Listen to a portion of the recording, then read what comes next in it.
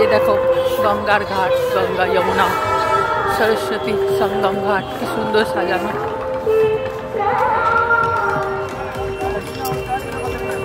অপূর্ব লাগছে, দারুণ।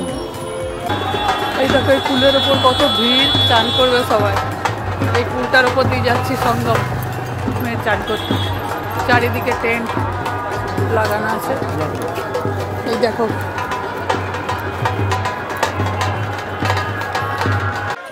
আমরা এখন সঙ্গম ঘাটে এসে পৌঁছে গেছি। খুব ভিড়, কিন্তু এখানে দেখলাম ব্যবস্থা খুব ভালো।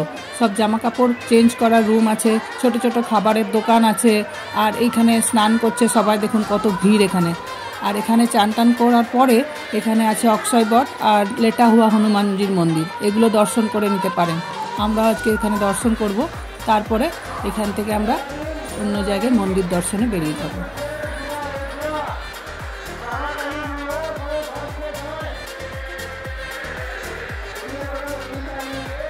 কুম্ভ স্নান সেরে আমরা অক্ষয় বট আর বড়ে হনুমানকে দর্শন করলাম। বড়ে হনুমান মন্দির দর্শন করে আমরা এলাম নাগবাসুকী মন্দিরে, যেখানে নাগ দেবতা সমুদ্র মন্থনের পর বিশ্রাম নিয়েছিলেন।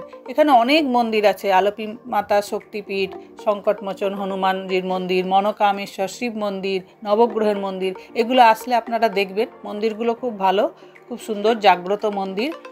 এটা প্রাচীন শ্রী দশাশ্বমেধ মন্দির বা ব্রহ্মেশ্বর মন্দির। ব্রহ্মাদেব এখানে মহাদেবকে প্রতিষ্ঠা করেছিলেন। এখানে চৈতন্যদেব এসেছিলেন, তার চরণ পাদুকা চিহ্ন এখানে রাখা আছে। প্রয়াগ ক্ষেত্র ঘোরা শেষ হয়ে গেছে, এখন আমরা আসছি অযোধ্যাতে। এই দেখুন সরযূ ঘাট, অযোধ্যা সরযূ ঘাট, পবিত্র নদী, সবাই চান করছে। আমরা এই নদীর জল মাথায় নিলাম, কেন কি এই নদীর জলে শুনেছি রাম লক্ষ্মণ জলে এই জলেই ডুবে অন্তর্ধান হয়েছিলেন, বিষ্ণুলোকে গেছিলেন, সেই জন্য নদীটি খুব পবিত্র নদী, মাথায় জল নিলাম। আমরা এখন এসে গেছি অযোধ্যার রাম মন্দিরে। রাম মন্দিরে এসে দেখুন কীরকম ভিড়। এই ভিড়ের মধ্যে আমরা লাইন দিয়েছি। তারপরে এখানে আবার শুনলাম এসে যে ভেতরে পুজোর সামগ্রী, ক্যামেরা কিছু নিয়ে যাওয়া যায় না, তাই ওগুলো সব লকারে জমা করে আমরা আবার লাইন ঠেলে ঠেলে এগোলাম। অনেক দূর পর্যন্ত লাইন ছিল। তারপর যখন পৌঁছলাম রাম মন্দিরে, দেখলাম মন্দিরটি খুবই সুন্দর। তার ভেতরে রামলালার যে মূর্তিটা আছে সেটা দেখে তো চোখ জুড়িয়ে গেল, এত সুন্দর মূর্তি। ওখানে আবার আমরা যখন ফিরে আসছি তখন আবার ওখানে আমাদেরকে সবাই প্রসাদ দিল, ওই প্রসাদ আমরা নিয়ে ওই মন্দির থেকে বেরিয়ে আসলাম। আর আমরা এসে পৌঁছেছি হনুমানগড়ি মন্দিরে। এটাও অযোধ্যার খুব বড় একটা বিখ্যাত মন্দির।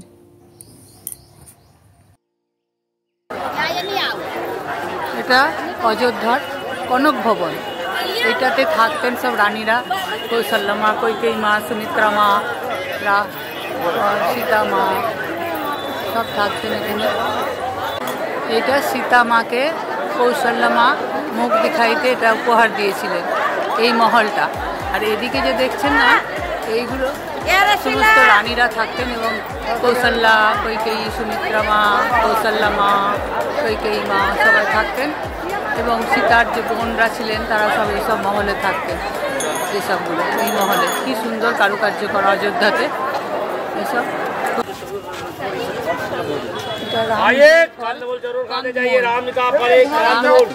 পছন্দ করতো, এটা কম মূল্য।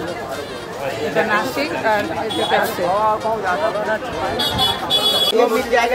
সঞ্জীবনী কুটি বলছে, এরকম শুকনো পড়ে আছে, যখন এটাকে এরকম জলে দেবে এরকম হয়ে যাবে, 2-3 বছর ভালো থাকবে। প্রয়াগ আর অযোধ্যা দুটো তীর্থক্ষেত্র ঘুরেই এত ভালো লাগলো যে এটা সারা জীবনেও আমি ভুলতে পারবো না। কারণ এখানে শুধু ভারতবর্ষের নয়, ভারতবর্ষের বাইরে থেকেও সব এসেছেন, আর ভারতবর্ষেরও বিভিন্ন প্রদেশ থেকে সব মানুষের এত সমাগম হয়েছে, এত জনসমাগম, যে দারুণ একটা বিশাল অভিজ্ঞতা হলো। প্রয়াগ আর অযোধ্যা ঘুরে এবার আমরা ফিরছি নিজের জায়গায়। আবার আপনাদের সঙ্গে দেখা হবে নতুন কোনো এপিসোডে। নমস্কার।